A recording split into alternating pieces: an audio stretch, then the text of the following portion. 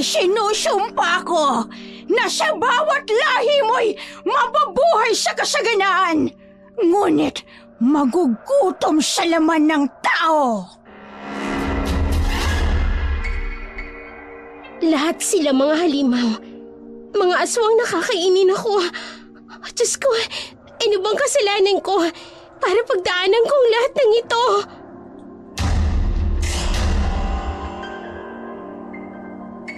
Hindi ko ipapain ang sarili ko sa lugar na alam kong dihado ako. Damay ang apo mo sa pagtanggi mo sa lahat ng gusto ko. Pagsisisihan nilang lahat ang kanilang mga kasalanan. Buhay ng lola mo ang nawala. Sa ating mga tagapakinig, kwento ito ng kanyang kaibigan. 30 taon na ang nakalilipas sa isang baryo ng Visayas. Ipinanganak ang dalagang si Gracia. Nang 17 na siya, napadpad siya sa payak na bayan ng San Martin. Ulila si Gracia, walang nakaalam kung saan siya galing. Tinawag siyang Binibining Grasa dahil sa pangalan niya at sa kanyang itsura. Madungis at gusgusing dalaga. Gabi ng mga oras na yun, sa dilim ng kalsada, tanging tunog ng mga kuliglig ang maririnig. Ang kalsada ay tila walang katapusan na paliligiran ito ng mga puno sa magkabilang panig. Para bang nagkakapit-bisig ang mga matataas at malalaking sanga. Nilililiman ang daan ng mga dahong tumatakip sa liwanag ng buwan. Sa paligid, nangingimbabaw ang ingay ng mga kuliglig. Kasama nito ang banayad na ihip ng hangin sa mga dahon na lumilika ng kakilakilabot na pakiramdam para kay Gracia na mag-isang naglalakad sa lugar na yun. Ang lamig naman dito. Nakatatakot pa ang dinaraanan ko. Nasaan na nga ba ako? Pakiramdam ko, ang layo na ng nilalakad ko. Sinabayan pa ng pagkalam ng sikmura ako. Ay, nagugutom na ako. Habulin niyo! Hindi ba yun nakalalayo? Teka, may mga taong papalapit. Parang may hinahabol sila. Bilisan niyo! Hindi pwedeng makatakas ang aswang na yun! Ano raw? Aswang? Ayun! May naglalakad! Habulin niyo! Teka, ako at ang hinahabol nila. Pero bakit pati ako nadamay? Ayun! Habulin niyo! Hindi, parang papatayin nila ako. May dala silang sibat at mga sulo. Patayin ang aswang na yan! Diyos ko, tulungan niyo po ako. Huwag niyo kayang makatakas! May iba silang hinahabol. Kawawa naman siya kung madadamay siya. Huwag, pakiusapan. Kainis, wala na akong mapagpipilian kundi tulungan siya. Lika rito! Huwag ka maingay kung gusto mo pang mabuhay. Oo. Ayun! Ang bilis siyang nakatakas! Visit! Hanapin ninyo sa unahan! Huwag niyong tatantalan! Oh! Ah!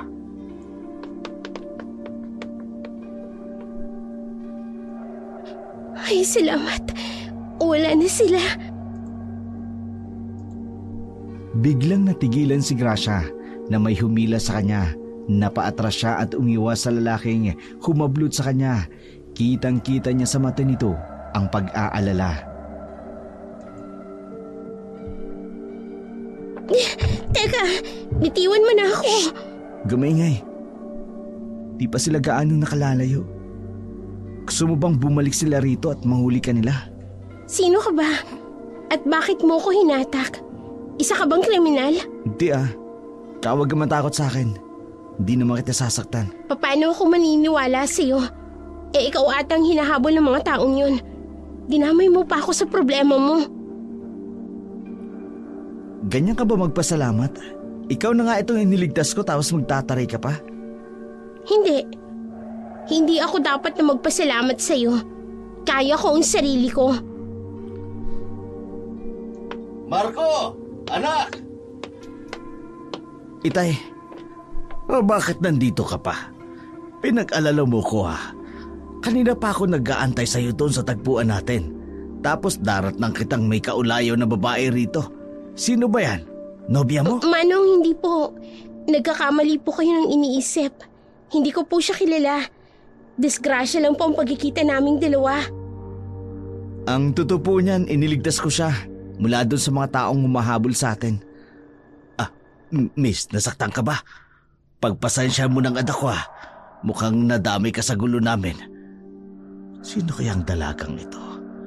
Ang kanyang mga matay parang may naaalala ako sa kanya. Ayos lang po ako. Sige po, aalis na po ako. Mukha namang nakalayo na sila. Tay, wag. Ano bang problema ng lalaking to? Bakit parang may gusto siyang sabihin?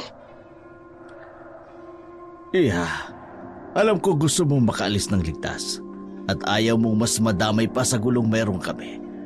Pero mas makabubuti sigurong sumama ka na lang muna sa amin pansamantala. Hindi maatim ng konsensya kung makita ka malalagay sa panganib.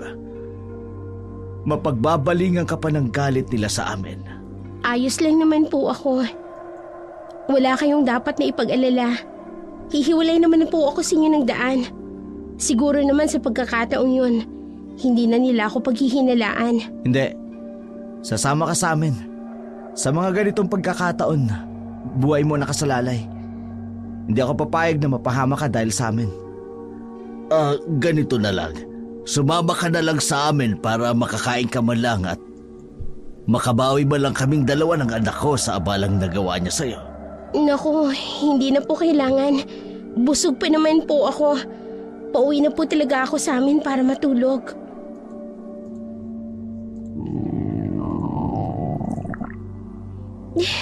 Pahamak naman na dyan to. Ngayon pa talaga nag-ingay. Busog pala ha? Taliwa sa sinasabi mo ang ingay ng bulati mo dyan sa tiyan mo. Ay, di ka na pwedeng tumanggi. Tiyan mo na mismo ang sumagot. Sasama ka sa amin sa ayaw at sa gusto mo. Wala nang choice si Gracia kundi sumama sa mag-ama. Habang naglalakad sila, hindi niya maiwasang tingnan ang dalawang lalaki. Naisip niya, bakit kaya hinahabol ng mga taong yun ang dalawang kasama niya? Naalala niya ang sigaw ng isa sa mga lalaki kanina. Ang pagbabanggit nito tungkol sa aswang. Malaking tanong nito sa kanyang isipan. Paano magiging aswang ang mga taong kasama niya? Normal lang naman ang mga itsura at ang mga kilos nito. Matagal silang naglakad hanggang makarating sila sa isang malaking palayan. Hindi na ito maayos at parabang nakalimutan na. Tumingin si Gracia sa dulo ng palayan at nakita niya ang mga puno. Kung hindi niya titingnan ng masinsinan, hindi niya makikita ang lumang bahay na nakatayo sa gitna ng mga puno. Napansin ni Marco na namangha si Gracia sa nakita niya. Malamang nagtataka ka kung bakit mapuno ang lugar na ito. Ha? Hindi naman. Kakaiba lang kasi sa karaniwang bahay na nakikita ko. Marco, pagdating sa loob, puntahan mo kaagad ang iyong ina. At pagkatapos maghanda ka na makakain natin. Opo, itay. Tara na. Sumunod ka sa akin. Sige. Bakit ba pakiramdam ko mali ang pagsama ko sa bahay nila? Nay! Nandito na po kami! May dala po kaming pagkain! May nanay pala siya. Ano kayang nangyari sa kanya? At nagkaganyan siya?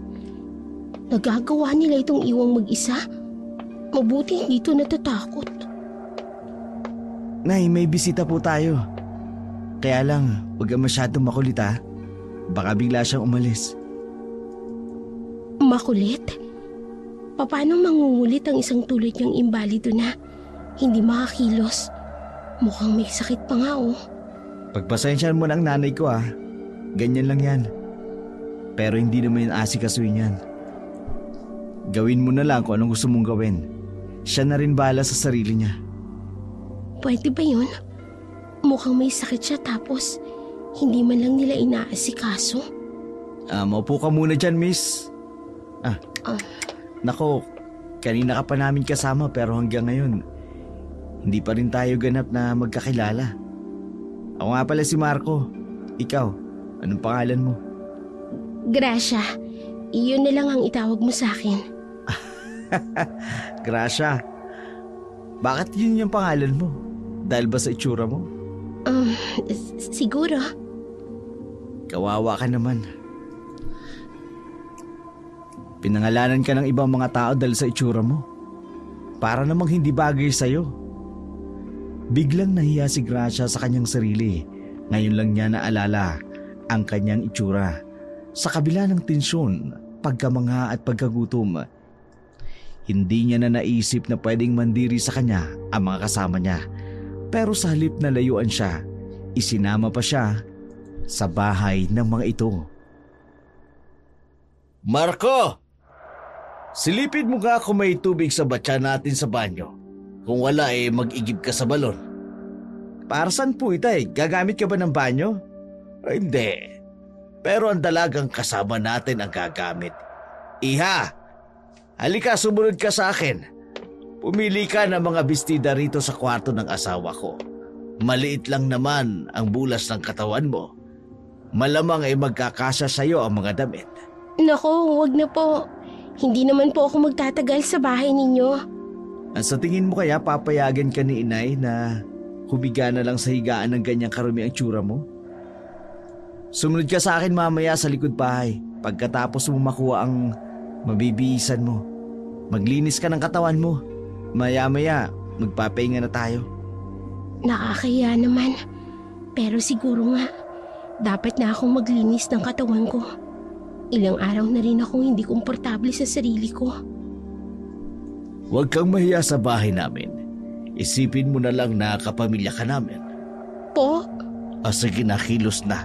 Kanina pa hindi ka pa nakakaalis. Sige na. Nang makasabay ka na sa amin sa paghahapunan. Totoo ba ito? Makakaligo, makakakain at makakatulog ako sa isang bahay na tulad nito? Bakit? Hindi ba sila nag-aalangan na magpatira rito ng isang estrangherang tulad ko? Natigilan ka na dyan. Bakit hindi ka pa kumikilos? Wala. Hindi lang ako sigurado kung tama bang magtagal ako rito sa inyo. Narinig mo naman siguro si Itay. Ibig lang sabihin noon gusto kanyang pansamantalang manuluyan rito sa amin. Pati nga ako nagulat Bihira niya magpatuloy ng ibang tao rito sa bahay. Bakit iha? Ayaw mo ba? Hindi naman po sa ganon. Hindi lang po talaga ako makapaniwala. May ibang tao pa palang pwedeng tumanggap sa akin. Oo naman. Bakit naman hindi? Isa pa, nag-aalala kasi ako sa isang katulad mong babae na kung pababayaan kitang magpagala-gala sa kawalan, baka mapahama ka pa. Ano nga uling pangalan mo? Gracia po ang pangalan niya, Itay. Gracia. Simula sa araw na ito, Grace na ang itatawag sa'yo. Ayos lang ba? Grace o Gracia, kayo pong bahala. Wala naman pong halos pagkakaibang dalawa. Sige. Simula sa araw na ito, dito ka na sa amin titira. Ituring mo sarili mong bahay ang bahay na ito at kung may problema, huwag kang mag-aatubiling lapitan ako. Hindi makapaniwala si Gracia sa lahat ng narinig niya. Natutuwa siya sa isipin na aampunin siya ng pamilyang iyon. Hindi man direktang sabi ni Mang Agosto, pero pakiramdam niya may matatawag na siyang tahanan at pamilya. Pagkatapos niya maglinis at magpalit ng damit, nakisalo na siya sa hapunan. Naging panatag ang loob niya sa pamilyang iyon. Nagkwentuhan, nagtawanan sila. Hindi nila napansin ang mga oras. 10:00 na pala ng gabi. Nagtungo si Mang Agosto sa silid ng asawa niya. Si Marco naman, inihatid si Gracia sa silid na katabi nito. Dito nagbilin ang binata kay Gracia ng isang bagay na ikagugulat niya. Marco, salamat sa mainit na pagtanggap niyo sa akin. Hindi ko may paliwanag ang sayang nararamdaman ko. Sigurado ka bang panatag kang makikitira rito sa amin? Oo naman. Ngayon ko lang mararanasan na magkaroon ng isang tinatawag na pamilya. Tinatawag pala yan, no? Sige. Siya nga pala, may isang bagay nga pala akong ibibilin sa'yo. Mamaya, mga bandang hating gabi, sakali mang makarinig ka ng ingay, di kaya mga kaluskos na hindi mo magustuhan, patulog ka na lang. Huwag kang lalabas ng iyong silid. Ha? Pero bakit? Kung gusto mong manatili rito at mamuhay ng matagal, makinig ka na lang sa sasabihin ko. Kinilabutan si Gracia sa sinabi ni Marco. Hindi ito nakalalayo ng tuluyan. Bigla siyang nakaramdam ng kilabot sa buong katawan. Agad niyang isinara ang pinto at humiga sa kama. Ipinikit ang mga mata at pilit na makatulog kahit ayaw niya. Nakaidlip siya ng ilang saglit. Bigla siyang napabalikwas ng bangon nang marinig ang malalim at malakas na ungol sa labas ng kanyang silid. Nagtataka siya kung saan ito galing at anong hayop ang lumilika ng nakatatakot na ungol. Pinigilan niya ang kanyang sarili na buksan at silipin ang pintuan para makita niya kung sino ang nag-iingay. Naalala niya ang nakatatakot na banta ni Marco. Lalo siyang nagulat sa mga sumunod na pangyayari.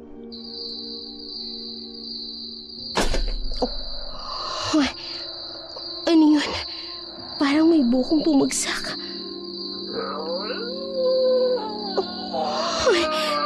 Ano ba yun? Ang lakas ng mga ungol. Diyos ko, sa anong klaseng nilalamba nanggagaling ang ingay niyan? Pilit niyang binaliwala ang ingay na kanyang narinig. Sa takot niyang mapagbalingan siya ng nilalang na yun, nagtalukbong na lamang siya ng kumot at mga unan sa kanyang ulo at payukong dumapa sa kanyang higaan. Ininda ang kaba at takot na kanyang nadarama. Hindi nagtagal ay nakatulugan niya na ang nakakikilabot na gabing yun. Kinaumagahan, naalimpungatan siya sa mahinang katok ng pintuan ng kanyang kwarto.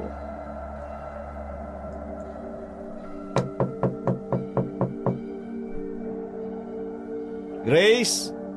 Gising na, umaga na! Oo, andyan na. Totoo kaya yung nangyari kagabi? Bakit parang sa kanila, normal lang ang lahat?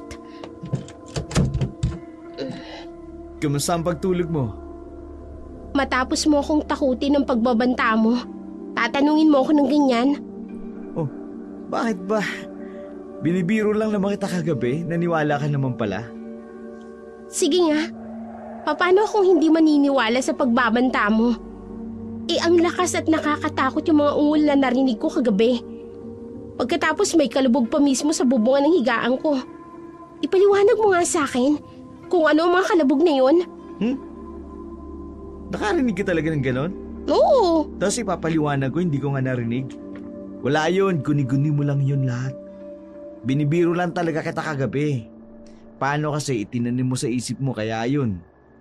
Kung anong narinig mo kagabi. At ginawa mo pa talaga akong sinungaling. Marco! Anak! Ano ba yan? Ang aga-aga nakikipag-away ka sa bisita natin. Ito kasing si Grace, may narinig daw po kagabi na ingay. Sabi ko sa kanya, guni-guni niya lang yun. Tapos nagalit na sa akin. O baka naman kasi umiral ang kalokohan mo. Biniro mo na naman. Imposible pong guni-guni ko lang yun. Yung kalabog po sa bubong ng kwarto. Hindi po biro ang bigat ng pagkakabagsak niya. Kung ako sa'yo, Iha, pumunta ka na sa kusina. Kakain na tayo at abalahin mo na lang ang sarili mo sa ibang gawain dito sa bahay. Huwag ka nang masyadong magtuon ng pansin sa kung ano-ano mang kababalakang narinig mo. Pero, Ops, huwag ka na makulit. Makinig ka na lang kasi kay tatay. opo. Bakit ba pakiramdam ko? Nagiging sunod-sunuran na lang ako rito. Hindi na ako makakilos nang walang nagdidikta sa akin. Tama pa ba itong pananatili ko rito? Nakakainis. Mukhang pinagsisisihan ko na ang pagtira ko sa pamamahay nila. Umalis na ang mag-ama sa bahay. Tanging silang dalawa lamang na matandang may sakit ang naiwan. Maayos naman ang lahat sa una. Tulog lang ang matanda habang si Gracia naman inaabala ang sarili sa mga gawaing bahay para hindi siya mainip. Nagpapahinga siya sa sala nang bumaling ang tingin niya sa pinakadulong kaliwang bahagi ng bahay. Napansin niya ang lumang kurtina. Malaki ang pagkakaiba sa ibang kurtina ng bahay. Hindi siya nakatiis na lapitan ito. Akma niyang hahawiin ang kurtina nang bigla siyang makarinig ng boses sa di kalayuan. Lumayo ka rita! Sino yung nagsalita? Saan nanggaling ang boses na yun? Ako lang naman at ang matandang naririto. Imposible naman na siya yung nagsalita. May sakit siya at hirap na magsalita. Sino yan? May ibang tao bang naririto? Bakit ka nananakot? Kung tao ka, magpakita ka sa akin! Imbis na tumugon ang boses na narinig niya, kalabog mula sa likod ng kurtina ang kanyang narinig. Dito siya nagpakaripas ng takbo. Tinungo niya ang babaeng nakahiga sa upuan. Lalong dumagdag sa kilabot niya nang bigla itong lumingon sa kanya. Alis!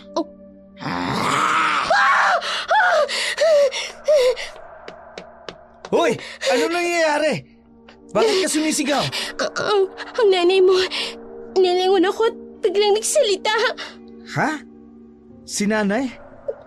Paanong lilingon at magsasalita yan? Tingnan mo nga itsura niya na hindi nga makatingin sa akin ng diretso. Gracia, nahihibang ka na ba? Hindi naman talaga ako nagbibiro eh. Totoo ang sinasabi ko. Bakit ba hindi niyo ako paniwalaan?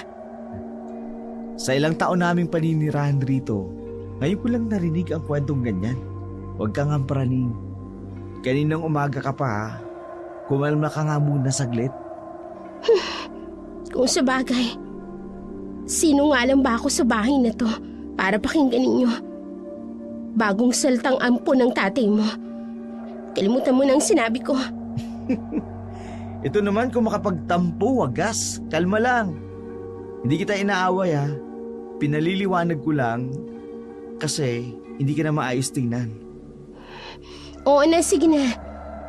Praning na nga ako kung praning. Akala niya siguro, basta na lang ako kakalma sa mga pinaliwanag niya. Alam kong may kakaiba sa pamamahay na to. Kaya gagawa ko ng paraan para malaman ang buong katotohanan.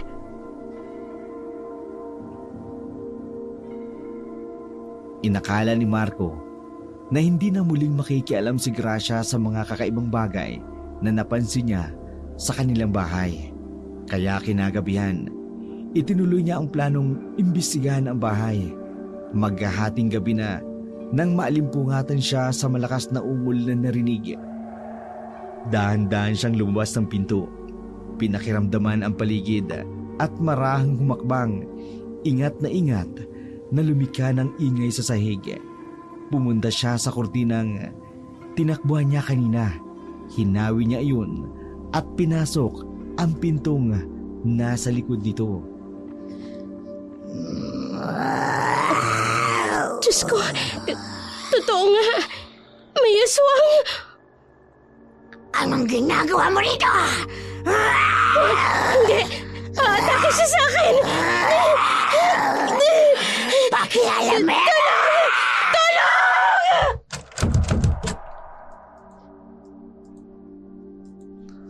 Takot na takot siyang lumabas ng silid. Hinila niya ang pinto at pinipigil na mabuksan ng nilalang ang hawak niyang pinto. Pero malakas ang nilalang. Tuluyan itong nahila at nabuksan ang pinto. Napaupo na lamang siya sa sahig. Paatras siyang lumayo sa papalapit na halimaw. Nanginginig ang tuhod at ang buong katawan na pinipilit na makatayo. Desperada siyang makatakas sa aswang na nasa harapan niya. Maawa ka sa akin! Huwag mo ko sasaktan! Alis! Umalis ka rito! Tulong! Tulong! Tumigil ka! Asin! Napapasok ako sa asin! Alice, umalis na rito. Bumalik ka na sa lungga mo!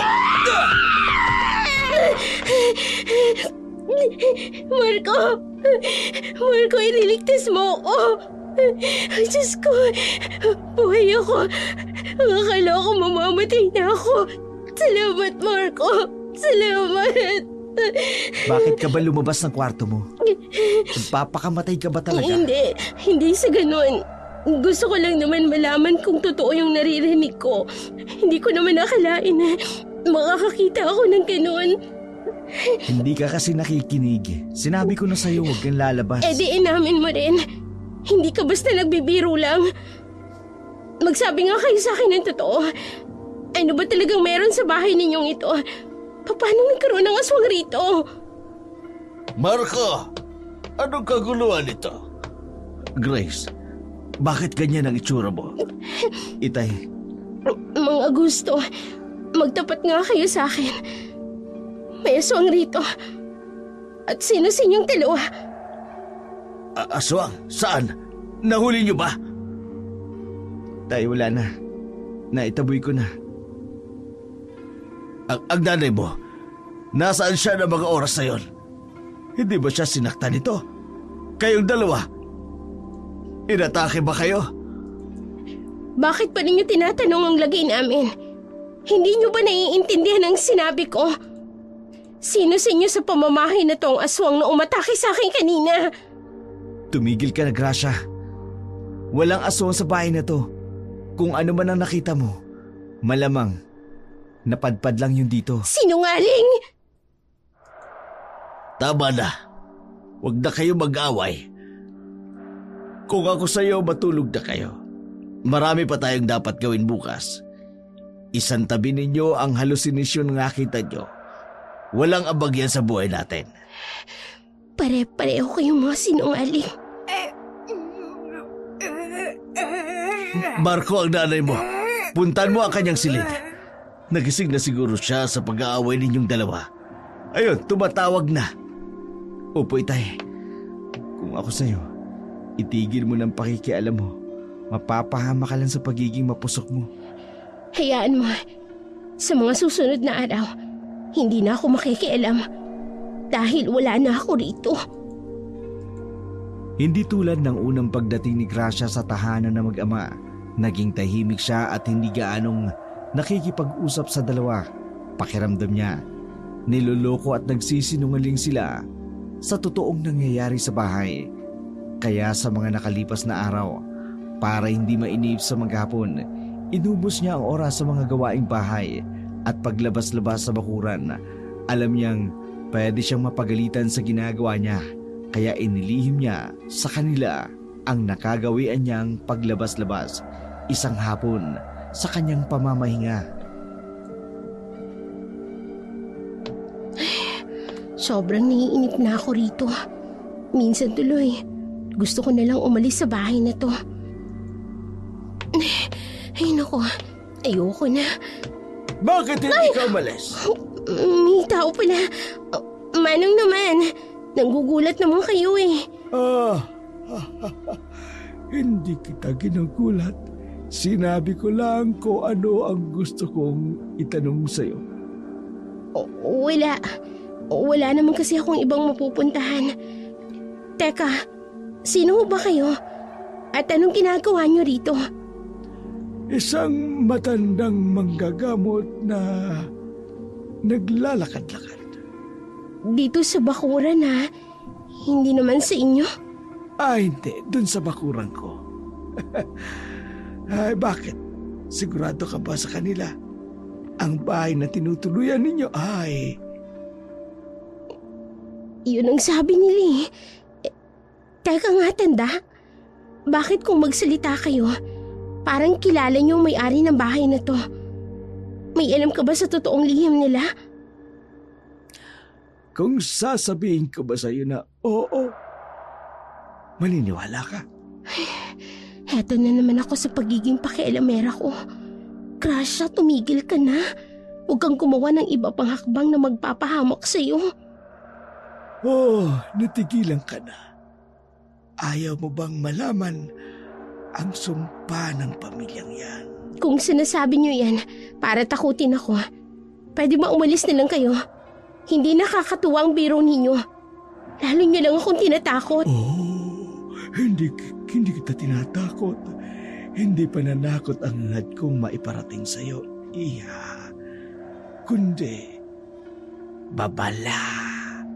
Sa pananatili mo dyan ay sigurado ako sa bandang huli. Malalaman mo, mali ang panunuluyan mo sa bahay na yan. Tama na. Ayoko na makinig. Umalis na kayo. Hindi ko gustong naririnig pa na kahit na anong kasinungalingan. Itigil niyo na ang pagsasalita niyo. Sandali. Hindi mo matatakasan ang kapalaran mo. Tama na sabi. Tahimik. Hindi magtatagal, malalaman mo ang totoo. Oh. Nawala yung matanda. Nawala siya ng parang bula. Diyos ko, anong lugar ba itong napuntahan ko? Papasok na ako sa loob. Habang tumatagal, parami ng parami ang nararanasan ko sa bahay na to. Dala ng kanyang sobrang takot, hindi niya napansin. Napunta na pala siya sa pinakalikurang bahagi ng bahay. Nakita niya isang maliit na buteka na nakatayo rito. Nakadugtong ito sa pinakalikod na kwarto ng bahay. Na kung hindi siya nagkakamali, ito ang kwarto ng mag-asawa. Luma na at halatang patagal na ring hindi nabubuksan dahil sa dami ng dumi, agiw at mga parte nito na bahagya ng may sira. Sinubukan niyang sumilip sa bintana. Biglang nanlaki ang kanyang mga mata.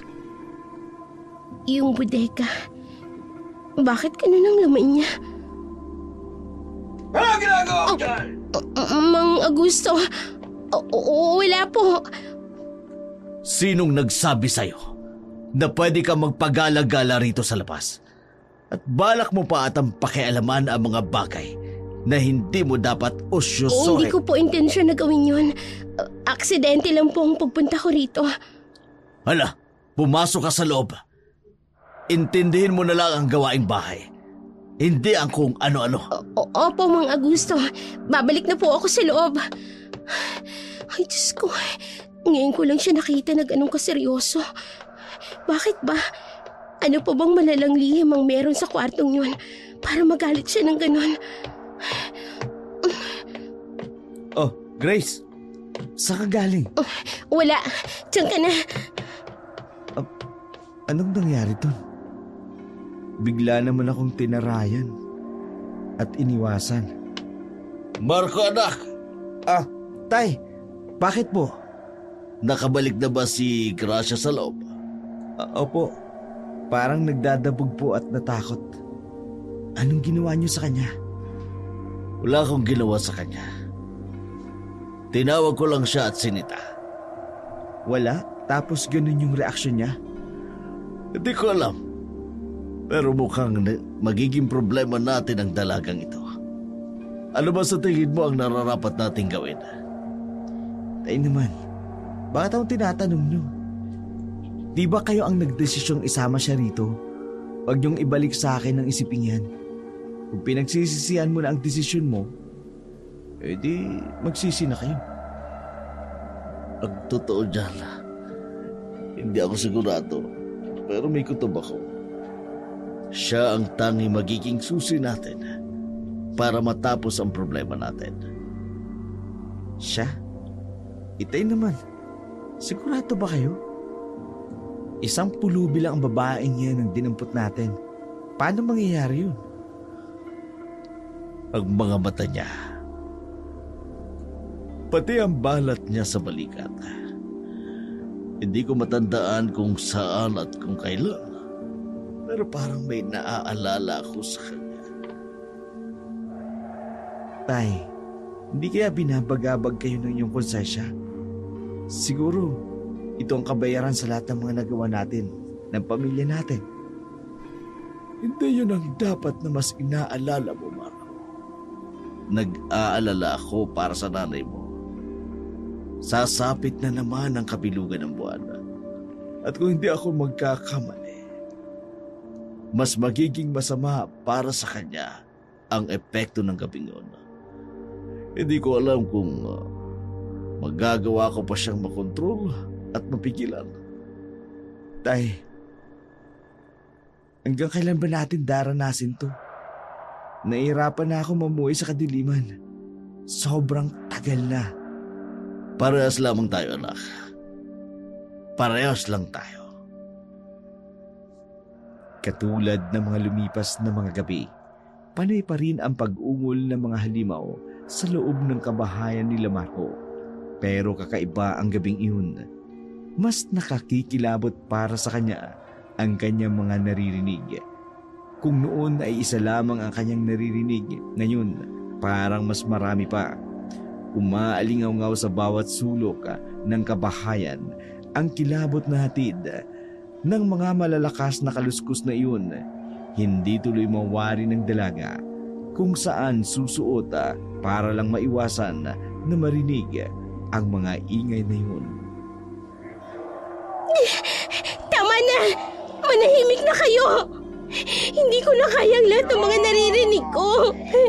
Pakiramdam ko, napapalibutan na ako ng mga halimaw. Hindi lang isang naririnig ko.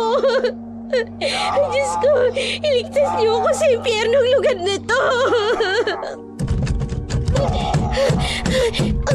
Ang pintuan ko, pilit niyang binubuksan. Ako talaga ang porterya nila. Saan ako dito pupunta?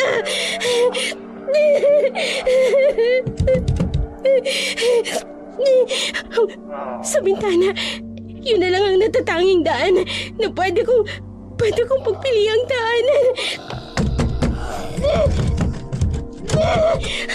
Hindi! Nakapasok na siya! Ayoko magpapahuli sa'yo! Ayoko maging pagkain mo! Mabilis ang pagkilos ni Gracia. Hindi niya na itinuloy ang pagtaka sa bintana. Umiwas na lamang siya sa pag-atake ng aswang at tumakbo sa may pintuan. Tumalili sa maliit na siwang sa gilid. Nagalusan pa ang binti at braso niya ng mga kahoy na nabuhal sa sirang pintuan. Sa pagkahanap niya ng kwartong pagtataguan, nakita niya ang isa pang aswang sa di kalayuan na kumakain sa sulok. Isa pang malakas na ungol ang narinig niya sa labas ng bahay.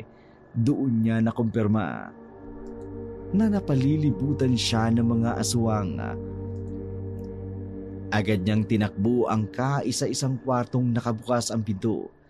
Isinarado niya ito at naghanap ng pwedeng taguan sa loob.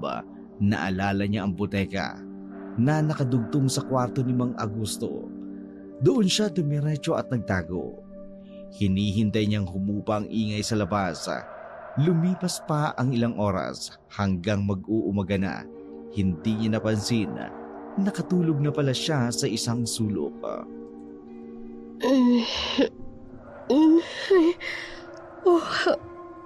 Umaga na ba? Siguro madaling araw pa lang. Medyo maliwanag na ang langit. Mukhang sisikat na din ang araw. Parang ang tahimik ng paligid. Umalis na kaya sila? O di kaya nakabalik na sa dati? Hindi ko na talaga kaya magtagal pa sa pamamahay na to. Lahat sila, mga halimaw, mga aswang nakakainin ako. Diyos ko, ano bang kasalanan ko para pagdaanan ko ang lahat ng ito?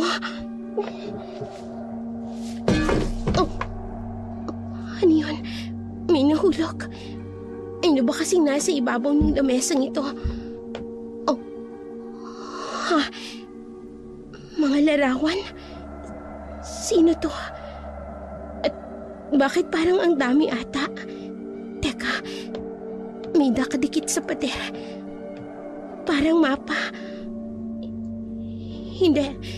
Hindi ito basta mapa lang. Parang blueprint ng isang lupain at plano. Bakit merong ganito rito? Oh, may taong papasok sa kwarto. Baka tumuloy siya rito. Kailangan ko magtago. Marco! Marco, nasan ka ba? Itay! Nandito ako. Bakit po ba? Umalis ba si Grace? Hindi ko siya makita. Hindi ko po alam. Nasira ni nanay ang kwarto niya. Malamang natakot yun. At kung saan pumunta. Sinasabi ko na nga ba, mapapahamak tayo sa babae na yun. Kinakabahan ako. Baka kung ipagkalat niya sa ibang tao ang nakita niya rito sa atin kagabi. Subukan niya lang gawin yun. Ako mismo ang magpapatahimik sa kanya. Sige na, tulungan mo na ang nanay mo. Sigurado ako marami na siyang natamong sugat. Subukan kong kausapin ang babaeng yun sa labas. Mapapahamak tayo kapag hindi ka agad natin nakita ang babaeng yun. Opo, sige po. Mag-iingat ka. Baka may taga-nayon ang makakita sa'yo sa labas. Diyos ko, hindi nila ako hahayaan pang mabuhay. Oras na makita nila ako, kailangan ko makalayo rito. Hahanap ako ng daan palabas. Oh, teka, sandali lang. Sino to? Ang babae sa larawan. Parang pamilyar siya sa akin. Kukunin ko ito. Saka ko naiisipin kung sino siya. Sa ngayon, kailangan ko nang makaalis rito. Hahanapin ko ang matandang lalaking nakausap ko nung nakaraan. Marahil alam niya ang lihim ng pamilyang ito. Aalamin ko kung bakit may ganito sa bodegang ito at kung bakit nagiging aswang ang mga nakatira sa pamamahay na to. Naganap ng ibang paraan si Gracia para makalabas ng bodega. Kung dadaan siya sa pinto ng kwarto ni Mang Augusto, sigurado makikita siya nito at manganganib ang kanyang buhay. Sa pinakasulok ng bodega, nakita niya ang isang bahagi nito. Sinubukan niyang baklasin ang mga kahoy na nakapako doon, dahan-dahan at unti-unti lang para hindi nila marinig ang ginagawa niya. Nang makita niya na huling kahoy, ang nakakabit na lang ay sinipa niya na ito ng malakas. Tumalsik ito sa lupa. Bigla siyang kinabahan. Alam niyang napalakas ang sipa niya at malamang ay maririnig ito ni Marco. Agad niyang inilusot sa butas ang payat niyang katawan. Ininda niya ang pagbukas muli ng mga sugat sa braso at sa kanyang binti na natamo niya kinagabihan. Hindi panahon para indahin ang mga iyon. Kailangan niya ng makalayo. Papalayo na siya ng bodega nang makita siya ni Marco. Gracia! Tumigil ka! Hindi, nakita niya ako. Diyos ko, papatayin niya ako. Hindi niya ako pwedeng maabutan rito. Grace, sandali lang! Huwag kang tumakas, makinig ka sa akin! Hindi! Ayoko! Makinig ka! Grace! Binilisan ni Grace ang pagtakbo. Alam kasi niyang makahabol siya ng binata kung gugustuhin nito. Ngayon pa, nakumpirma niya ang tunay nilang mga katauhan. Hindi napansin ni Gracia. Napapasok na siya sa kasukalan ng gubat nang biglang may humila sa kanyang braso. Tinakpan ang kanyang bibig at niyakap ang buo niyang katawan. Huwag ka papalag kung gusto mo pang mabuhay.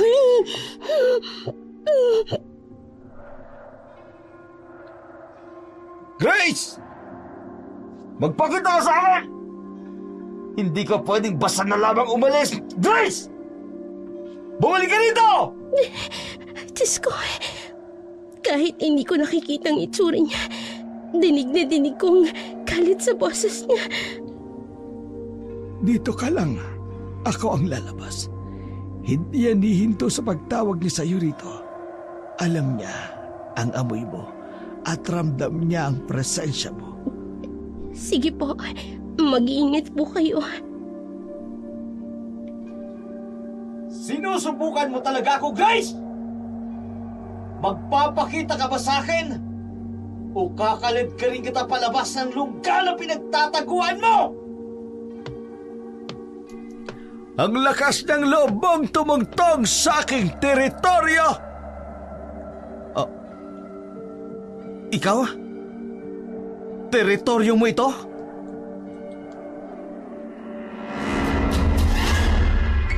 Oo! Teritoryo ko nga ito. Bakit bigla kang nagulat? Hindi mo ramdam kung maling lugar nga ang tinatapakan mo? Nakakainis. Hindi ko man lang naramdaman ang teritoryo pala ito ng matandang ito. Kinilabutan talaga ako sa presensya niya. At ano ang pakay mo rito? Hindi ka basta pupunta rito nang walang dahilan. Pasensya na po. May hinahanap lang akong tao. Nagawi lang siya rito. Wala akong intensyon na manggulo. Tao? Bakit kailangan mo ang tao? Anong kailangan mo sa taong sinasabi mo? Bisita siya sa bahay namin. Nag-aalala lang kami na baka mapahamak siya. Hinahanap siya ng tatay ko kaya pati ako tumutulong na rin. Nag-aalala? Samantalang kanina dinig na dinig ko ang galit mo. Yan ba yung may pag-aalala? Ha? Walang napadpad na tao rito. Doon ka sa kabilang ibayo maghanap. Hindi ko galing magpapasok nang hindi ko kilala sa aking teritoryo. Sige. Pasensya na sa abalang nagawa ko. Kung sakali mang mapadpad siya rito, pakisabi na lang bumalik siya sa amin. Makararating. Makatatakas ka sa akin ngayon, Gracia. Pero babalik ako. Ay, ganun na lang kabilis na naduwag si Marco sa mamang ito. Pero bakit? Sino bang matandang lalaking ito para katakutan rin ni Marco? Nakaalis na siya. Pwede ka nang kumalma. Maraming salamat po sa pagtulong niyo sa akin. Kung nataong nahuli niya ako, baka patay na ako sa oras na to. Bakit? Nakumpirma mo ba ang sinabi ko? Totoo ang mga babala ko sa iyo, hindi ba? Sasabihin ko po sa inyo ang lahat ng nalalaman ko. Pero may isang kondisyon. Kakaiba ka. Sa tono ng pananalita mo parang gusto mo kong kutungan ano? Gusto mo kong perahan? Anong kasunduan yan? Ha? Kakapalan ko na po ang mukha ko. Dahil sa pagkakataong ito, desperada na ako makaalis sa kanila. Gusto ko pang mabuhay. Ayoko makulong sa pamilya nilang mga aswang. So manipis pa pala ang mukha mo ngayon? Sige, ano ba talaga gusto mo mangyari? Tulungan niyo ho ako. Gusto kong malaman ang dahilan kung bakit nila ako kinupkop. Kung bakit sila naging aswang. At kung bakit apektado ako sa larawang ito na nakuha ko. Gusto mo sagutin ko ang lahat ng bakit na yon? Ha? Saan mo nakuha ang larawang ito? Paano ka nagkaroon ng ganito? Sa bahay nila Marco. Doon ko nakuha ang larawang yan. Bakit ganyan ang ekspresyon niya nang makita ito? Tara sa kubo ko. Delikado sa ating dalawa na makita tayo dito ni Agosto. Sigurado akong tutunugan ni Marco ang kanyang ama at babalikan niya tayo rito. Sige po, mas makabubuting umalis na tayo dito. Hindi na rin panatag ang loob ko na magtagal pa po tayo sa kasukalan na gubat na ito. Namangha si Gracia sa mga nakita niyang mga abubot sa kubong tinitira nito. Wala pa man itong sinasabi sa tunay na katauhan ng matanda. Nakumpirma niya na isa itong manggagamot. Puno ng kung ano-anong mga pinatuyong mga sanga ng bungang kahoy. Ang kanyang buong kabahayan, nangingibabaw ang amoy ng paligid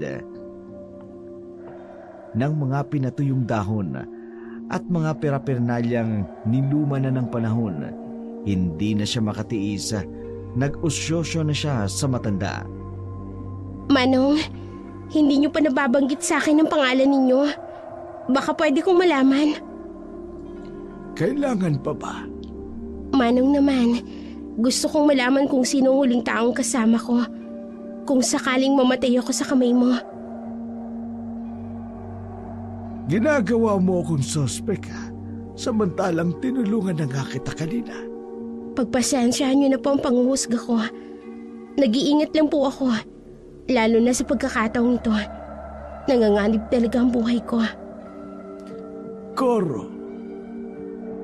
Huwag Koro Kukuk ha. Koro na lang ang itawag mo sa akin. Manong Koro, may tanong ako. Nakita ko ang larawang nasa poste. Kamukha po ninyo. Kayo po ba yung nasa larawan? Kamukha ko. Tingnan mo nga kung ako talaga. Oo naman. Yung katabi niyo po, sino siya? Alam mo, masyado kang marites din ano. Marami kang napapansin. Ang mabuti pa kumain ka na lang muna. Sigurado akong nagugutom ka na rin. Hindi pa nga ba't mas tumakas ka sa kanila kagabi pa? Opo. Sige. Pagkatapos ay magpahinga ka muna. Sige po. Bakit pakiramdam ko? Umiiwas si Manong na pag-usapan ng larawang yon. Hindi kaya may masamang nangyari sa babaeng kasama niya. Kaya ayaw niya itong pag-usapan. Yung babae sa litrato. Parang pamilyar sa akin. Nakita ko na siya kung saan. Hindi ko lang sigurado kung kailan yun. Alam ko may umaandar sa isip niya. May tamang pagkakataon para sa mga bagay na gumugulo sa iyo. Kung ako sa iyo, hayaan mo na munang makapagpahinga ang katawan mo at isipin. Baka hindi mo kayanin o hindi kayanin ng katawan mo ang lahat ng malalaman. Oras na mapunta ang usapan sa nais mong matuklasan. Sige po, Manong. Matapos kumain, napaupo si Gracia sa bangkong malapit sa lamesa. Inasikaso naman ni Koro ang kanilang pinagkainan. Bago ito umalis para magugasa, iniwanan niyang nakasindi ang isang liwanag ng boteng may kakaibang hugis. Maging ang kulay ng tubig na nakalagay rito. Binilinan siya ng matanda na babalik ka agad. Naaamoy niya ang usok na nagbumula sa bote. Nakaramdam siya ng kakaibang usok mula rito. Tumungo siya sa lamesa. Ilang saglit pa napapikit na ang kanyang mga mata at hindi alam ng dalaga. Bago pa man tumalikod si Mang Koro sa kanyang kinauupuan, nagsambit na ito ng isang maikling panalangin. Aya! Apo ko! Ay, nasan ka na ba? Lola! Nandito po ako sa Pilapil! Anong ginagawa mo dyan? Pumarinig ka nga! Naglalaro po ako Mamaya lang po! Hindi pwede! Hindi ka pa nga nag-aalmusal. Nandiyan ka na agad sa labas at naglalaro. Tara, kumain na tayo. Oo na po! Susunod na po!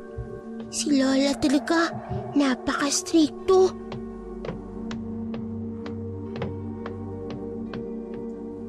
Si Mag! Si Mag! Koro! Ay, ano bang problema? Bakit ba humahangos ka? Si Mag, halika rito. May importante akong sasabihin sa'yo. Lola, niligpit ko na po yung mga laruan ko. Kakain na po ako. Aya, pumasok ka na sa kusina. Nakahanda ng pagkain mo. Kumain ka na lang mag-isa at may pag-uusapan kami ng tiyo Koro mo. Opo. Ang kulo naman ni Lola. Sabi niya kakain na kami. Tapos ngayon, pagsusuluhin niya ako. Kumikilos na ang pamilya Quezon. Binibili nila ang lahat ng lupain rito sa San Martin. Ikaw ba'y nakausap na nila? Hindi. At wala akong balak na makipag-usap sa kanila. Kung bibigyan ka ng ganito, papayag ka ba? Ano yan? Suhol? Ha, Koro, bakit ka may hawak niyan? At kailan ka pa naging bayarang tao ng pamilyang yan? Ito'y tulong raw. At kung sakaling pumayag ka, personal ka na lang nakakausapin. Kakausapin o tatakutin? Magsabi ka nga sa akin ng totoo. Nagpapagamit ka na ba sa mga taong yon? Nasaan ang dignidad mo, ha, Koro? Ibinenta mo na ba pati kaluluwa mo sa kanila, ha? Hindi. Ano sa tingin mong ginagawa mo? Koro naman, kung may halaga pa sa'yo ang pagkakaibigan natin, o di kaya naman ang pagiging guro ko sa'yo, itigil mo na yung ginagawa mo at isauli mo na sa kanila ang perang binigay nila sa'yo. Patawarin mo ko, ha. Hindi ako nakapag-isip ng tama. Hayaan mo gagawin ko ang sinasabi mo. At meron pa akong isang babala sa'yo. Kalat na sa bayan ng patayan at pagbabanta sa mga may-ari ng lupain dito sa San Martin. At meron akong kutob na ito'y kagagawa ng pamilyang yan. Kaya ngayon pa lang, sinasabi ko na sa'yo, dadana kang dugo rito sa ating bayan at hinding-hindi ako papayag na mangyari to. Teka, anong gagawin mo? Huwag mong sabihin na kikilos ka na mag-isa. Si Mang, mapapahamak ka. Paano kung mahuli ka nila at baka kung may gawin silang hindi maganda sa iyo? Kung mapapahamak ka, paano ang apo mo? Anong gusto mong gawin ko? Manahimik lang sa tabi at hahayaan sila sa gusto nilang mangyari? Kararating lang nila rito sa San Martin. Pero kung umasta sila, ay parang sila nang nagmamay-ari ng buong bayan.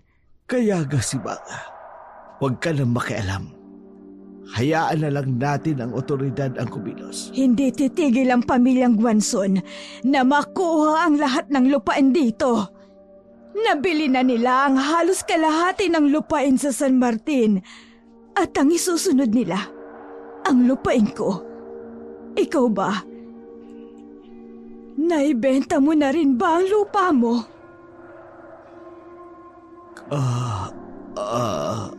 Oh, bakit bigla ka natigilan? Tama ako, hindi ba? Desisyon mo yan at wala na akong magagawa. Pero ako, wala akong balak na ibenta ito. Ibahin nila ako sa mga taong naririto. Hindi ako masisilaw sa kakarampot na perang ibabayad nila. Kayamanan ko ang lupain ito. At sa apo ko lamang mapupunta ang pag-aari kong ito. At kung dahas man ang gagamitin nila sa akin, hindi ko sila uurungan. Dadaan muna sila sa hukay ko bago nila maangkin ang lupain ko. Hindi mawari ng bata ang dahilan ng pagkakagalit ng kanyang lola. Ito ang kauna-unahang pagkakataon na nakita niya itong magalit. Matapos mag-usap ang dalawa, sumunod na si Simang sa hapagkainan at sinabayan ang apong tahimik na kumakain. Ngumiti pa ito sa kanya. Siya rin namang tugon nito. Doon ay lalong nanindigan si Simang na hindi ito magpapaapekto sa paninindak ng pamilya Guason. Samantala, sa natitirang kubo ni Mang Coro, nagtalo sina Agosto at si Coro. Tutol ako sa lahat ng pinaggagawa niyo sa akin. Kung gusto niyo kumbinsin ang iba na makataga rito, kayo mismo ang gumawa. Ganun na lang ba, Coro? Tatalikod ka sa napag-usapan natin? Paano ang perang naibayad ko sa'yo? Wala na lang yun. Pera ba ang hanap mo? Heto! Ibinabalik ko na sa'yo. Hindi ko ginasos ang lahat ng ibinayad mo. Itatabi ko para kung sakali bang magka-problema, hindi ako mahihirapang maibalik yan sa'yo. Bakit ba biglang nagbago ang isip mo? Dahil dignidad ko ang pinag-uusapan rito. Tama nga si Simang. Hindi ako dapat nagpauto sa inyo. At sa Simang na yun ka nagpauto? Malaking pera itong sinayang mo. Mabibili nito ang lahat ng luho mo sa buhay. Pero ipinagpalit mo dahil lang sa panunulsol sa'yo ng isang matanda lang. Tinatawag mo siyang isang matanda lang? Oo. Isang matandang hukluban na hindi alam ang kahulugan ng pag-unlad at pagbabago. Kinukulong ang sarili sa makalubang panahon. Mabubulok na lang ang katawan ninyo. Hindi man lang kayo nakararanas ng karangyaan. Ang matandang yun, walang pangarap sa buhay. Matandang yon? Bastos ka! Halika nga rito, bitiwan mo ko. Dito tayo. Ha? Halika rito. Ano ba? Bitiwan mo ko. Ikaw, pwede mo akong matayin. Laitin at kahit murahin ako. Pero mukhang nagkamali ka bastusin si Simang sa harapan ko. Hindi siya basta matanda lang sa layo na ito. Kaya kung ako sa iyo, maghinay-hinay ka sa pananalita mo. Baka makita mo ang hinahanap mo. Hindi ako natatakot sa inyo. Bitiwan mo ko. Wag na wag ninyo kaming susubukan. Kaming taga-nayon ang makakalaban mo. Oras na sagarin ninyo ang aming pasensya. Sana lang magsilbing babala sa inyo ang sinabi ko. Huwag ninyong hangaring danasin ninyo ang isang bagay na pagsisisihan nyo habang buhay. Diyan ka na! Mga inutil. Kung ganun, malaki pala ang impluensya ng Simang na yun sa lahat ng taga rito. Mas makabubuti nga sigurong siya ang unahin kong patahimikin. Mas madali kong makukuha ang loob ng iba pang mga tao rito. Oras na mawala ang Simang na yun sa landas namin. Lahat ng taga na yun, madali ko nang masasakop. Kaya siya ngayon ang magiging target ko. Hindi nag-aksaya ang pamilya Guason sa tulong ng anak nitong si Marco, pati na ang asawa nitong si Felicidad. Palihim nilang pinuntahan ang kubo ng matanda. Walang kaalam-alam ang mga taga-nayon na dinukot ang apo ni Simang, dinala sa isang mansyon sa kabibili lamang nila at dito ikinulong. Piniringan ang mga mata, binusalan at tinalian ang kanyang mga kamay at binti. Walang kalaban-laban ang isang batang panay lamang ang iyak sa isang sulok. Ramdam pa rin kasi ang masakit na hagupit ng latigong dumampi sa kanyang katawan. Nanlaban siya at sa inis ni Felicidad, hindi ito nakatiis na hampasin ng makailang ulit. Iniwan siya pansamantala sa slide na yun. Nakiramdam sa paligid Naulinigan ng bata ang galit na sigaw ni Simang pagpasok ng mansyon. Mga walang hiya kayo! Ilabas niyo ang apo ko! Kalma ka lang, Simang. Baka naman wala rito ang bata. Baka naglalaro lang sa kakahuyan. Kilala ko ang apo ko. Hindi nito galing lumayo sa aming bakuran. Walang ibang gagawa nito, kundi sila lang. Amoy na amoy ko ang samyo ng aking apo sa pamamahay na to. Ayoko na talagang pumalik rito. Pero dahil sa apo mo, sinamahan kita. Pero Simang, huwag kang gagawa dito ng gulo. Nag-aalala ako na gagawin mo yon. Mas nag-aalala ako sa apo ko. Sigurado akong panay na ang iyak ng batang yon. Agosto! Lumabas ka riyan! Magpakita ka sa akin! Ilabas mo ang apo ko!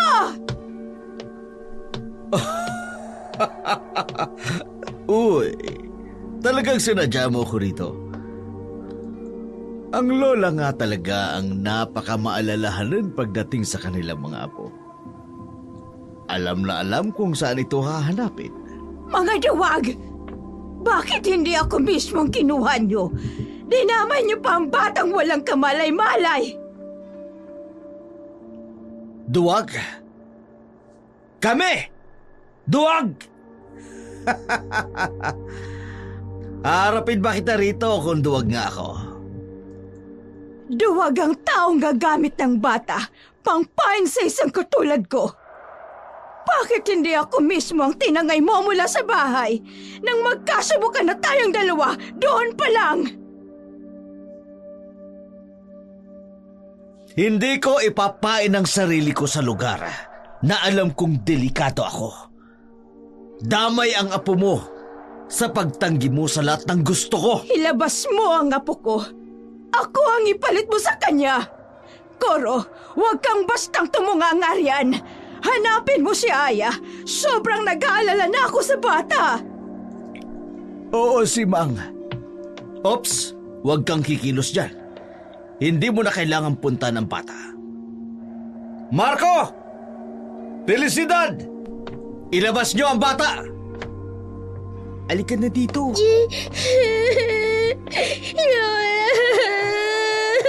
Diyos ko, anong ginawa niyo sa apo ko?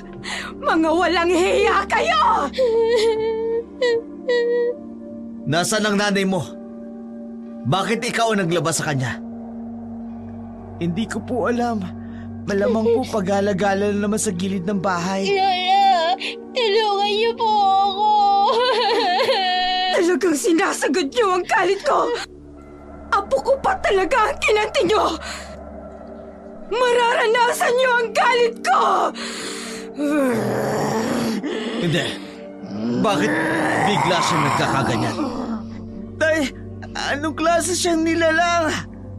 Oh, Diyos ko. Si Bag, maghunos dili ka. Hindi mo pwedeng ipakita ang totoo mong anyo. Mapapahama kayo pati ang apo mo. Wala akong mapagpipilian. Hindi ko makontrol ang galit ko sa mga taong ito. Marco, kumilos ka na.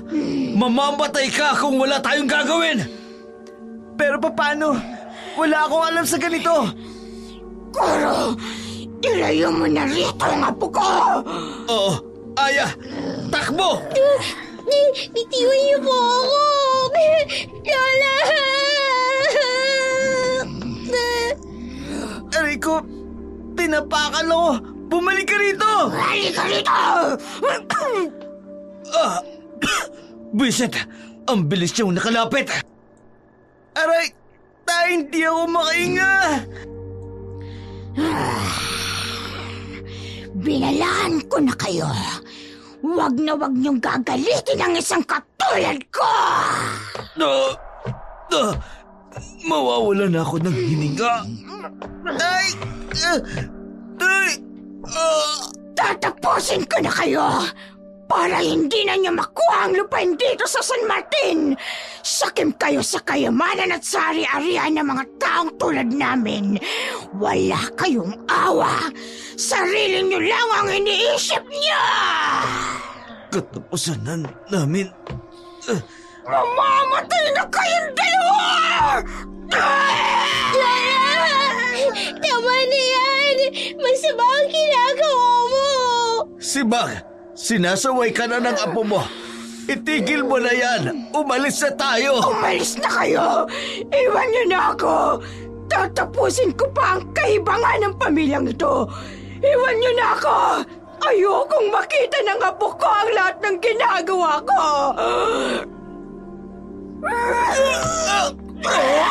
Itay! Anak!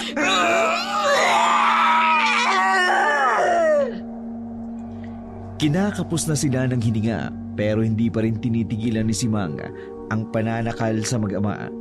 Nasaksiyan ng kanyang apo ang unti-unting pagpapahirap niya sa dalawa. Ibinuhos ang matinding galit niya sa ginawa nitong pananakit sa bata. Habang pinagtatabuyan ni Simang ang dalawa, hindi napansin ng matanda ang isang aninong nag-aabang lamang sa di kalayuan. Mabilis itong lumapit sa kinaroroonan nila. Paalis na sana si Koro at si Aya nang biglang marinig ang isang nakakikilabot na sigaw na papalapit kay Simang. Bitiwan mo ang mag-ama ko! Lola! Sino? Hindi. Sinaksak niya si Sibag. Ang dibdib ko talagang pinunteriya mo! Mama! Anak! Tay! Pwisit kayo! Ang akala ko, mamamatay na ako ron. Ang galing mong tumiming. Felicidad. Tapusin mo na siya. Lalo lang tayong mahihirapan kung patatagalin mo pa. Tay, ano gagawin mo? Kanina ko pa dapat ginamit ito. Masyado lang kasi ako nagpakampante. Sibag! Ano bang hinihintay niyo? Umalis na kayo! Lola! Tutulungan ka po namin! Lalapit po ako sa'yo! Koro! Huwag matigas ang ulo mo. Umalis na tayo. Mas lalong magagalit ang lola mo kapag lalapit tayo sa kanya. Tayo na! Halika na! Halika na! Masdan mo ang pinakamamahal mo. Kahit sa uling pagkakataon. Kung hindi man, magsabi ka na ng huling habilin mo. Mamaya lang mamamatay ka na.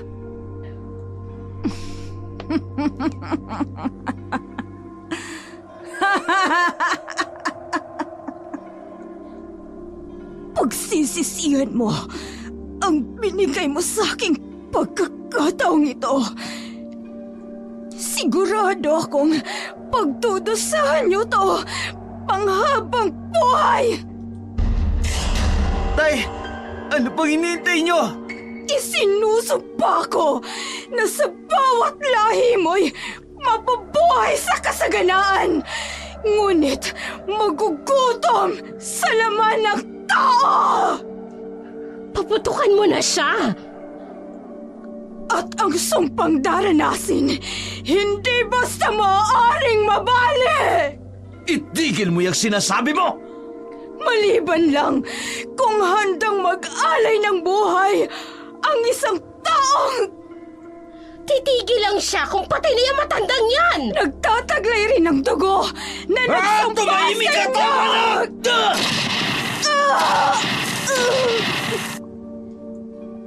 Magaganap ito sa unang kabilugan ng buwan. Tapos ka na! Mapapasakin ang lupain ng mga taga San Martin!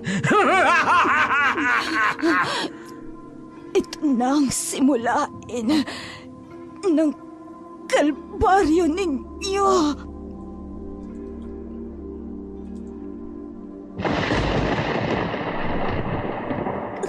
Hanggang sa muli, Koro! ako po si Miss Winnie na buong pusong Iganti mo nagpapasalamat sa inyong walang sawang kanila! pakikinig.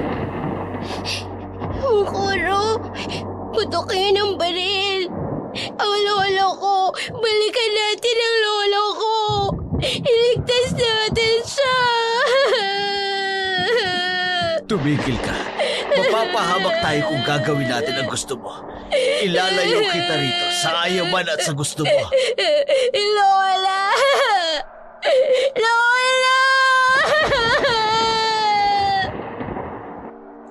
Matapos ang insidente yun, isinagawa na ng pamilya Guason na isa-isang angkinin ang lupain ng mga taga San Martin.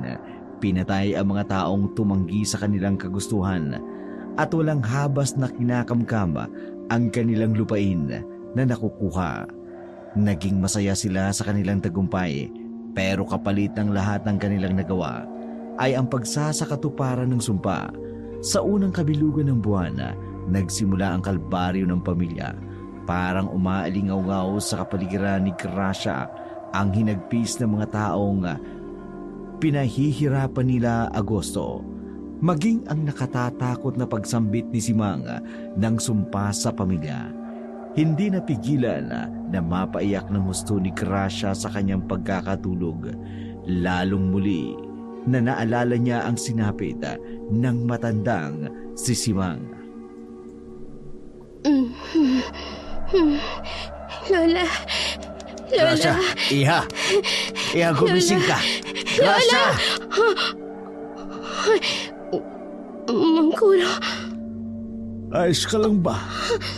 Bakit umiiyak ka? Anong nangyari sa'yo? Mangkuro, panaginip.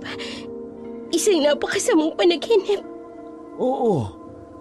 Narinig ko lang na umiiyak ka. Bakit ba? Pero parang totoong lahat ng mga nakita ko. Bigla rin bumalik ang mga alaala ko. Ngayon ko na mas naiintindihan ang lahat. Kung bakit bigla kong naisip kunin ang larawang ito. Dahil kilala ko siya. Kilalang kilala ko ang matandang babaeng nasa larawang ito. Ha? Anong... Hindi kita maintindihan. Ano bang sinasabi mo? Bago ko ipaliwanag, sagutin niyo muna ang tanong ko. Kilala niyo rin ba ang babaeng ito? Itong nasa larawan. At ang larawan ng babaeng kasama niyo sa nakasabit sa inyong poste, iisa lang ba sila? Akin na. Ipaliliwanag ko sa'yo. Saan mo nga ito nakuha?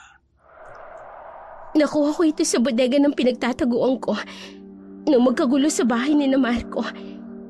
At may iba pang kasamang larawang ito doon sa bodega.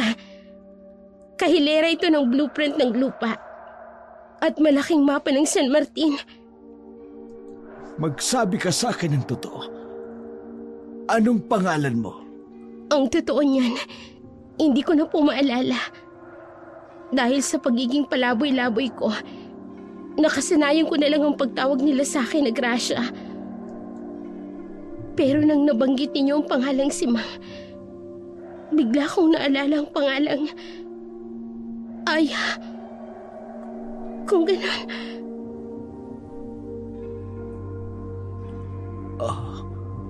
Diyos ko.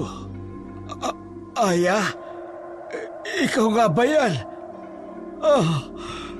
Hindi ako makapaniwala. Ako po si Aya. At lola kong nasa litratong ito. Oo, ikaw nga. Akala ko'y patay ka na dahil bigla kang nawala. Hinanap kita kung saan-saan. Saan ka ba nagpunta? Mangkuro, hindi ko na gaanong matandaan. Ang tanging naaalala ko, nung lumayas ako sa iyong kubo, bigla akong dinukot at dinala ko sa kabundukan. Simula noon, nagpalaboy-laboy na ako sa kung saan-saan. Hanggang sa napadpad ako sa isang nayon. At doon ako napulot ng mag-amang Augusto at Marco. At dinala ko rito sa San Martin. Salamat sa Diyos at nakita na kita. Si Mang. Salamat. Kasama ko na ang apo mo. Wala ka nang dapat ipag-alala. Mangkuro, May gusto po akong malaman. Bakit may ekis ang larawan ni Lola? Pati ang mga larawang ng mga taong naroroon sa bodega. Anong ibig sabihin nito? Anong kaugnayan ng larawang yun sa blueprint ng mapa na nakita ko sa kwartong yun? Kung ganun, natuklasan mo na ang matagal na lihim ng pamilya Quazon. Yan ang mga taong napaslang nila at ang mga ari-ari ang nakuha nila mula sa napatay nila. Naalala ko na. Rinig ko ang putok ng baril ng gabing yun. Patawarin mo ko, Aya, kung hindi natin nagawang balikan noon ang lola mo. Ngayon natagpuan na kita. Pwede na natin silang singilin sa lahat ng ginawa nila kay Sibang. Matagal ko nang hinintay ang pagkakataong ito. Panahon na para maipaghiganti natin ang pagkamatay ng lola mo. Handa ka na ba, Aya? Teka, sandali. Maghihiganti? Paano maghihiganti? Gaganti sa lahat ng kaapihang ginawa nila sa inyo. Sa pagpatay sa lola mo. Oo nga pala. Sa sumpang binitiwan ng lola mo sa kanila, ikaw ang kakailanganin nila para mawala ang sumpa sa kanilang katauhan. Kaya tiyakong gagamitin kanilang sakripisyo. Kung ganun, paano tayo maghihiganti, Mang Kuro? Ikaw na rin ang may sabi na ako rin ang kakailanganin nila para mawala ang sumpa sa kanila. Paano mo ako gagamitin para makapaghiganti? Ipinangako ko sa bangkay ng iyong lola na ibabalik ko sa lahat ang mga taga San Martin ang lahat ng lupang nakuha nila. Ikaw rin mismo ang gagamitin ko para pagsisihan nila ang lahat ng kanilang mga kasalanan. Buhay ng lola mo ang nawala. Buhay rin nila ang magiging kapalit. Anong plano ninyo? Paano natin gagawin? Wala kang ibang gagawin kundi sumunod na lang sa ipaggagawa ko sa iyo. Pero Mang Kuro, wala nang pero-pero. Para ito sa lola mo at para sa lahat ng taga-nayo ng San Martin. Wala siyang nagawa kahit tutulman ang kalooban niya sa gustong mangyari ni Kuro sa pamilya Quazon. Hindi niya alam ang buong plano ng matanda. Ang tanging sabi lamang nito sa kanya, maghintay sa kanyang pagtawag. Lalabas siya at kusang magpapakita sa pamilya. Samantala, tuliro ang pamilya Quazon habang tumatagal. Palala ng palala ang lagay ni Felicidad. Dahilan para maging desperado si Agosto na makitang muli si Gracia.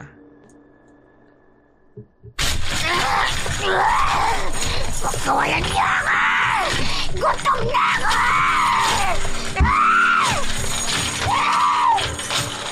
Itay, si nanay, habang tumatagal palala ng palala ang katawan niya.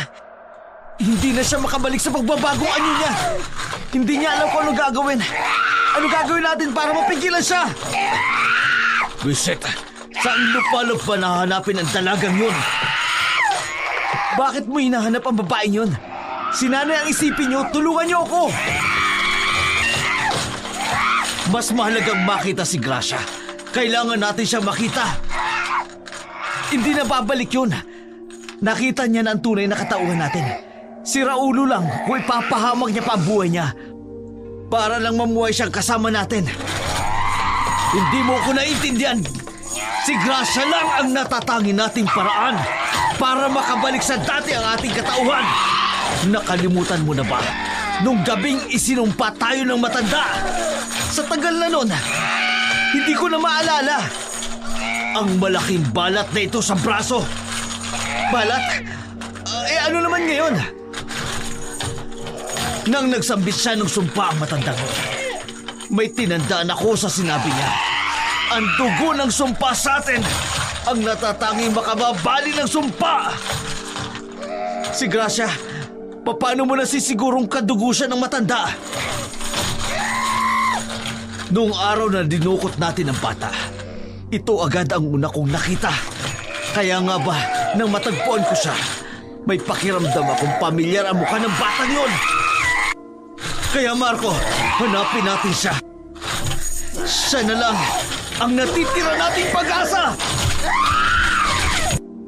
Kabilugan na ng buwan, nagsisimula ng kumilos si Kuro sa di kalayuan, mag-isang naghahanda ng kanyang ritual.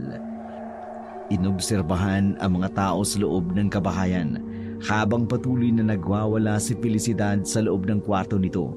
Siya namang pagbitiw ni Kuro ng malulutong nahalakak sa di kalayuan.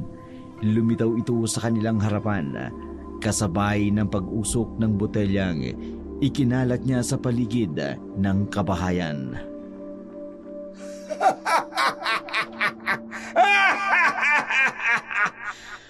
Sino kang pangahas na bigla na lamang tatawa dyan? Magpakita ka sa amin! Kumusta ka na, Agosto? Masaya ka ba sa nakabit mong lupain ng San Martin? O basta mang sabihin, kumusta na ang isang kahaman na isinumpang pamilya? Itay, naaalala ko siya. Siya yung walang kwentang bayaran na nagpautos sa matandang mangkukulam. Oo, ikaw nga. Ikaw nga si Koro, hindi ba? Ngayon pa lang binabati na kita. My condolences. Condolence? Manahimik ka. Itay, sira na ang ulo ng matandang yan. Ang lakas ng loob niyang magpakita sa atin. Anong masamang hangin ang nagdala sa'yo rito? Wala akong natatanda ang tinawag o pinahanap kita. Anong kailangan mo? Hindi na dapat ganyan ang itinatanong mo sa akin. Dapat ay ano ang magagawa ko sa inyo? Sino ka? Para tanungin ko ng mga bagay na yan. Kung noon kang inuutusan kitang bilhin ang lahat ng tao, hindi mo nagawa. Ngayon pa kaya na hindi na kita kailangan? Gusto mong malaman? Aya! Lumapit ka rito! Kakaibang ikinikilos ni Mang Koro. Pakiramdam ko, may mali sa pagsang-ayong ko sa lahat ng balak niya. Itay! Si Gracia kasama niya! Ang babaeng yan, paano siyang napunta sa'yo? Ibigay mo siya sa amin. Wala siyang kaugnayan sa'yo! At lalong wala siyang kaugnayan sa inyo. Mang Koro, anong ginagawa niyo? Bakit niyo ako tinututukan ng punyal? Itay! Iligtas natin si Gracia! Huwag itigil mo yan! Hindi niyo pwedeng saktan si Gracia. Hindi na kami makababalik sa dati naming katauhan. Kung mamamatay siya, ilayo mo ang patalim sa kanya! Natatandaan niyo pala ang sinabi ni Sibang. Mahalaga para sa inyo ang buhay ng babaeng ito. Mang Koro, ano ba talagang nangyayari? Wala sa usapan natin na ganito ang gagawin mo. Bakit mas nagiging mapanganib ako sa poder mo kaysa sa kanila? Manahimik ka! Hindi ba sabi ko sa'yo? Sumunod ka lang sa lahat ng sinasabi ko. Ayoko na. Nagbago ng isip ko. Pabago-bago ng isip! Hindi pwede! Subukan mong pumalag. Babaon sa liig mo ang punya na hawak ko. Ano ba talagang gusto mong mangyari? Bakit pati si Gracia dinadamay mo rito? Gracia! Mag-iingat ka! Hindi ko alam kung ano talagang tumatakbo sa isipan ng matandang yan. Pakawalan mo ko. Sinungaling ka. Tama na! Manahimik kaya! Itay, Nababaliw na ang matandang yan. Kung hindi ako nagkakamali, papatayin niya tayong lahat. Ano? Ano ba? Bitiwan mo ako, Mangkuro. Pumayag ako sa gusto mong paghihigante. Pero bakit pati ako isasama mong papaslangin? Nililinlang mo ko. Gracia o Aya, kahit ano pang tawag nila sa'yo, isa lang ang katotohanan. Wala akong mapapala sa paghihiganti ko para sa lola mo. Patawarin mo ko. Pero bigla akong nagising sa katotohanan. Mas makikinabang ako kung mawawala kayong lahat sa landas ko. Naalala kong hawak na nga pala nila ang halos lahat ng lupain ng San Martin. Kung mawawala kayo pati ang babaeng ito, ako ang bagong magmamay-ari sa buong San Martin.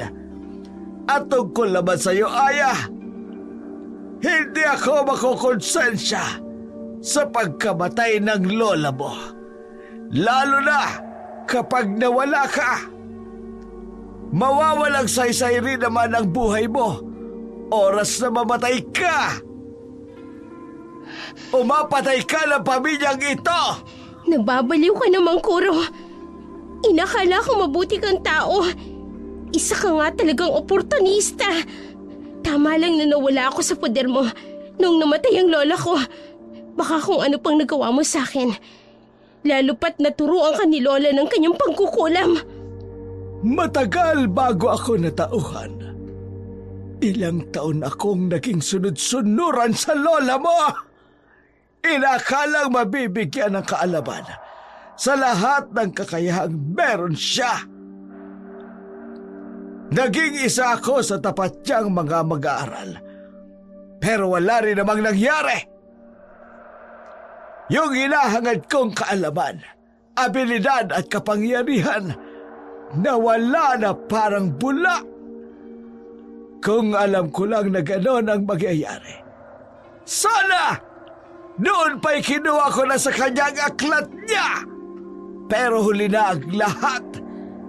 Sinunog na mga gwanson ang iyong kubo. At wala akong napakinabangan kahit na isa. Sa'yo ko dapat ibubunton ang galit ko. Pagbalik ko sa aking bahay, naglayas ka. Kaya nga kahit man lang sa'yo, wala akong napala. Kinasusok lamang kita. Isa kang impostor! Huwag ka sabing pumalag! Pare-pareho kayong mawawala sa landas ka! Itay! Si Gracia! Kumilo si Gracia na walang takot na hawakan ang braso ng matanda at nakipambuno para lamang makawala sa kanya. Si Marco at Augusto naman kumilos na rin. Hinawakan ni Marco ang punyal. Habang nasa likod naman ni Kuro si Augusto, malakas ang matanda pero hindi nagpatinag ang dalawa. Sa pagkakataong ito, nakapagdesisyon ang dalaga. Pipiliin niyang kumampi sa pamilya Guanzon, lalo pat nasa bingit na rin siya ng kamatayan sa poder ni Mangkuro. Hindi makapaniwala si Gracia sa mga nangyari. Ngayon niya napatunayang mahirap pagtiwala sa mga tao. Hindi mo man alam kung sino ang totoo at kung sino ang mismong papatay sa iyo. Nakawala si Gracia pero kapwa rin nakipambuno si Kuro sa mag-ama. Sa pagpupumilit ni Marco na maagaw ang patalim, bigla na lamang pwersahang bumaon ito sa kanyang tagiliran. Bigla na lang natigilan si Gracia sa pagkabagsak ng katawan ni Marco. Ang tagiliran ko!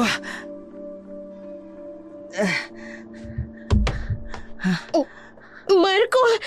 Diyos ko! Ang lakas ng agos ng tugo niya. Sandali, kukuha ko ng damit. Itatakip ko dyan sa sugat mo. Walang hiya ka, Kuro! Anong ginawa mo sa anak ko? Hindi kasi kayo dapat nakialam! Hayan tuloy ang napala ng anak mo! Marco! Diyos ko! Sumuka ka na ng tugo. Malalim ang sugat niya, mga gusto. Hindi kita pakakawalan. Hindi ko hayaang mabuhay ka pa. Bitian mo ako na sasakal ako.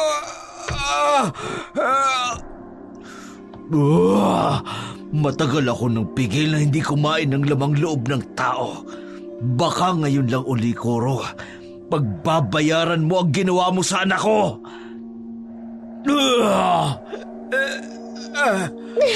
Mga gusto! Si Marco! Marami ng dugo ang nawawala sa kanya! Anong gagawin ko? Mamamatay ng anak mo. Ako pa rin ang inuuna mo. Wala kang...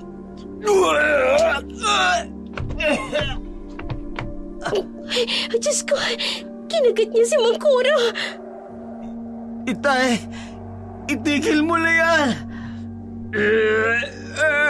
Pakiusan, tama na. Awawa ka sa akin. Hindi ka dapat kawaan. Sinaktan mo ang anak ko. Tay! Tama na! Papatayin talaga kita.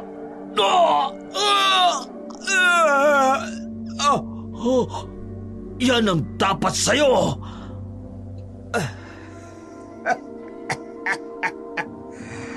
Kamangha-mangha talaga ang kapangyarihan ni si Manga.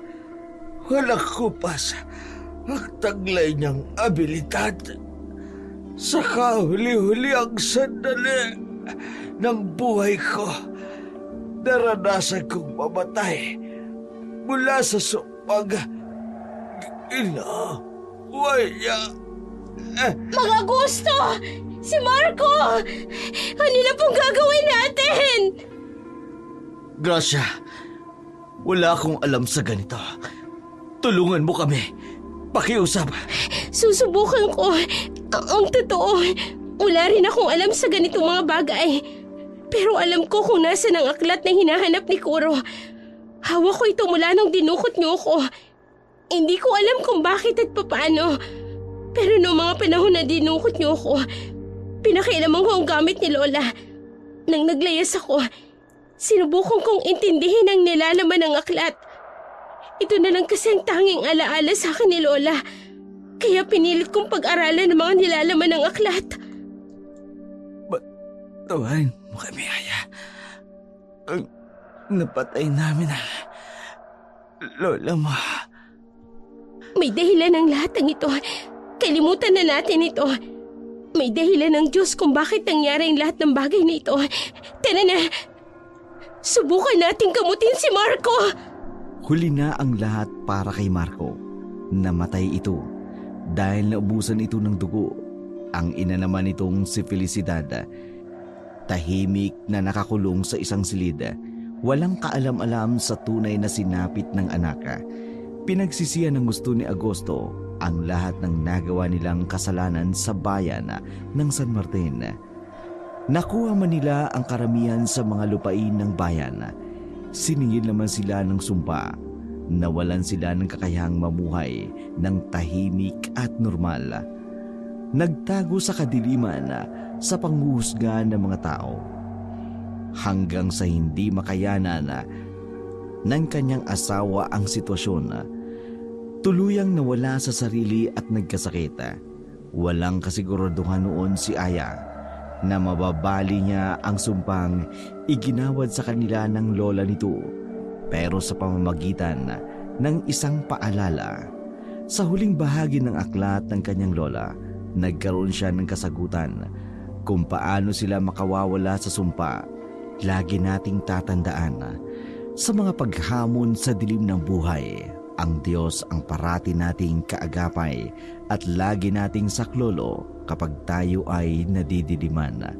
At walang sino man ang pwedeng umagaw sa atin mula sa kadiliman, kundi ang Diyos lamang na makapangyarihan na siyang lumika ng langit at ng lupa, ng mga nakikita at hindi nakikita.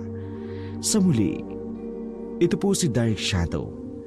At sa buong team ng Oragon Creator, kami po ay buong pusong nagpapasalamat sa inyong walang sawang pagsubaybay. Maraming salamat po dahil sinamahan nyo kami hanggang sa maabot namin ang 100,000 subscriber ng ating YouTube channel na Dark Shadow 101. Kami po mula sa aming mga manunulat, sa aming mga editor, at sa lahat po ng mga drama talent. Kami po ay buong pusong nagpapasalamat at nag-aanyaya na laging pakinggan, mag-share, mag-like, at i-click na rin ang notification bell para updated kayo sa mga bagong video na aming i-upload. Maraming salamat po.